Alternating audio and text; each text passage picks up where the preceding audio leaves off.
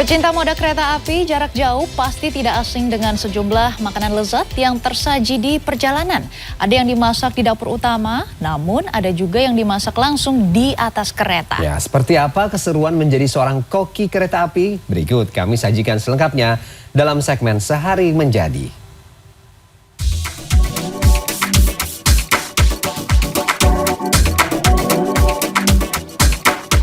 Pada momen Natal dan Tahun Baru 2022, aktivitas warga yang menggunakan kereta api meningkat 2 kali lipat dibanding tahun lalu. Tapi yang sibuk di dalam rangkaian kereta bukan hanya masinis, kondektur, atau petugas boardingnya, namun juga bagian kru di kereta makan. Makanan yang disajikan kepada penumpang kereta sederhananya terbagi menjadi 3. Fresh food, frozen food, dan yang ketiga yang paling spesial dimasak langsung di atas kereta atau live cooking. KAI Services memiliki 2 dapur sentral. Pertama di daerah istimewa Yogyakarta dan yang kedua di kota Cirebon, Jawa Barat.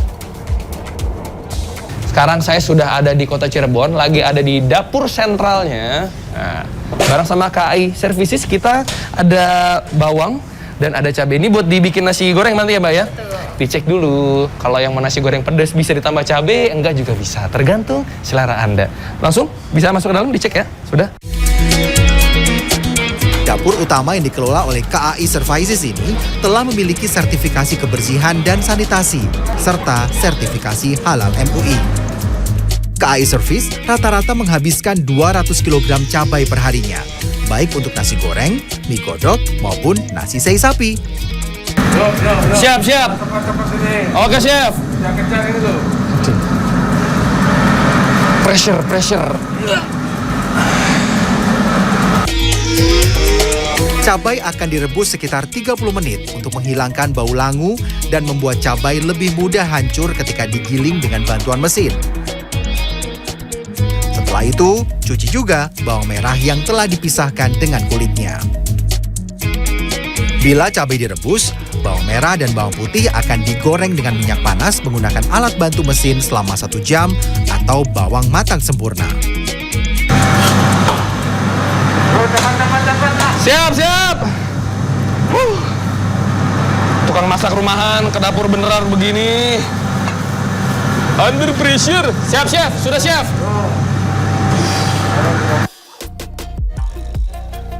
Bekerja di dapur kereta api berarti harus sanggup bekerja dengan kecepatan tinggi. Sebab terlambat sedikit saja bisa mempengaruhi bagian yang lain.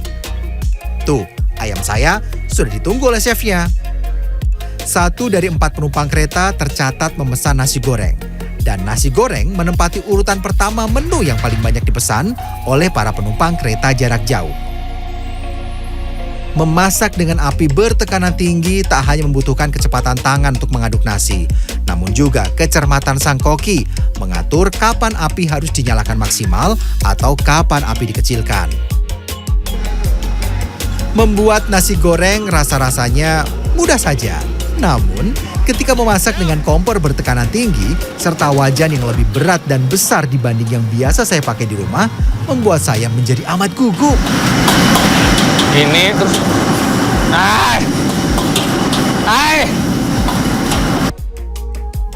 Selain bumbu dan pemilihan bahan yang berkualitas, cara menggoyang wajan menjadi sangat penting untuk membuat nasi goreng yang sesuai standar produksi. Melempar-lempar nasi ke udara ketika memasak bukan untuk atraksi semata. Nasi perlu diaduk dengan cara dilempar untuk menghindari nasi menjadi lengket dan gosong.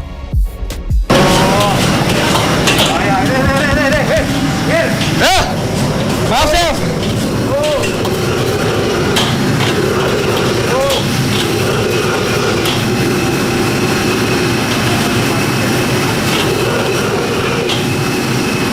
Fatal. Saya bahkan sampai harus mengganti spatula bulat menjadi spatula datar yang lebih mudah untuk digunakan. Udah lulus. Mas harus coba lagi. Standar saya Mas Chef. Beda, saya terlalu di bawah. Siap. Tetap semangat. Siap. Semangat. Belajar lagi. Kalau kamu nggak percaya, cobain. Siap. Nggak punya hal tadi. Kalau nggak dibandingin nggak tahu rasanya, kita coba ya. Jauh. Yang udah dimasak bareng saya, sebenarnya komposisinya sama, bobot nasinya juga semuanya sama. Tapi karena tadi masaknya saya salah, dia smokinya itu bukan smoky, gosong. Jadi ada rasa pahitnya, terus juga di teksturnya itu lebih kering karena terlalu lama dimasaknya, overcook lah. Sorry chef. Ya, memasak nasi goreng yang terlihat sederhana ternyata membutuhkan keahlian dan jam terbang untuk bisa menguasainya.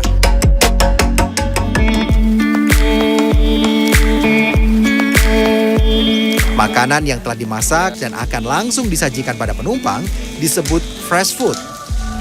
Saya kini bertugas untuk membantu para pekerja mengemas ratusan menu yang dikemas dalam dus berbentuk kotak. Ayo buruan, katanya 1 jam lagi nih. Cepetan. Ya Bu, ya Bu. Saya pikir cuma pas dimasak saja diburu-buru, ternyata pas packing juga sama. Aduh, gak nyangkut lagi.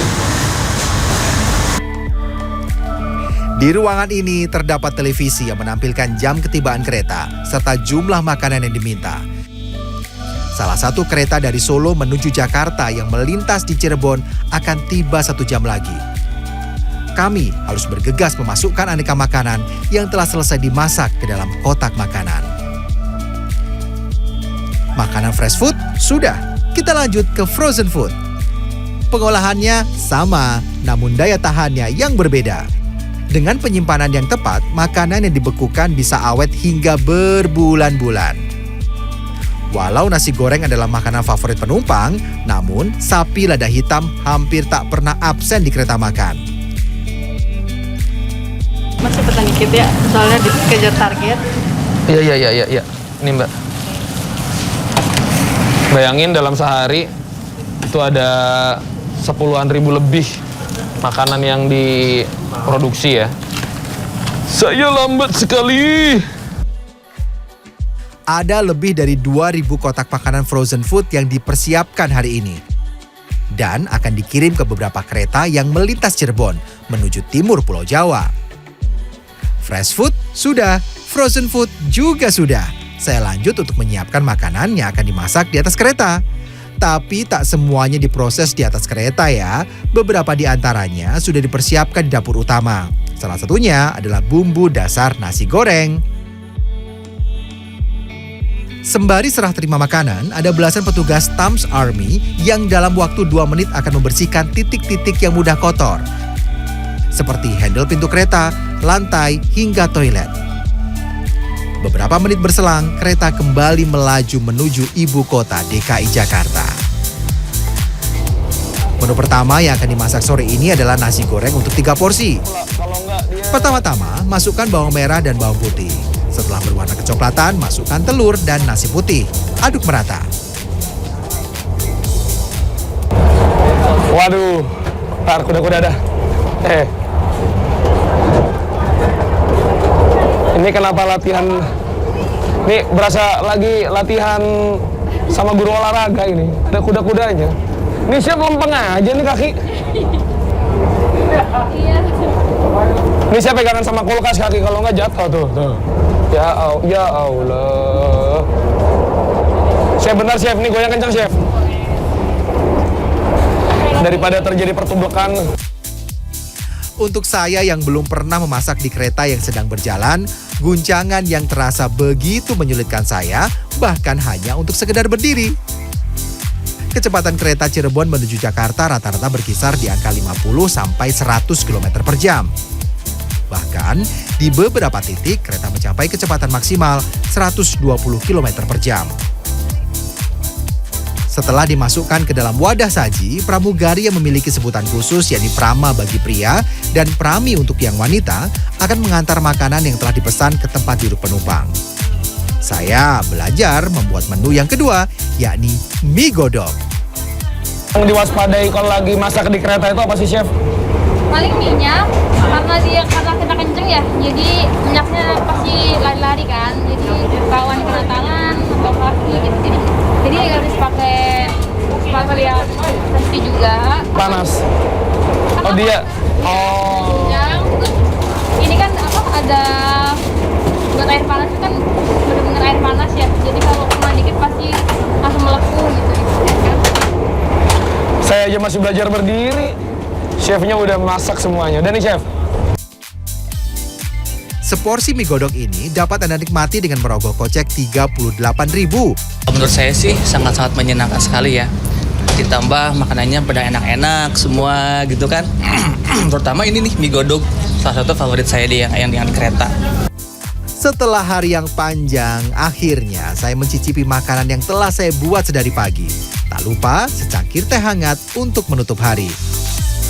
Ada alasan di balik makanan yang menjadi salah satu fokus utama KAI Services. Jadi ambience-nya yang beda sebenarnya. Ya. Kalau kita datang ke kereta makan, ke restorasi, ya pasti wangi masakannya.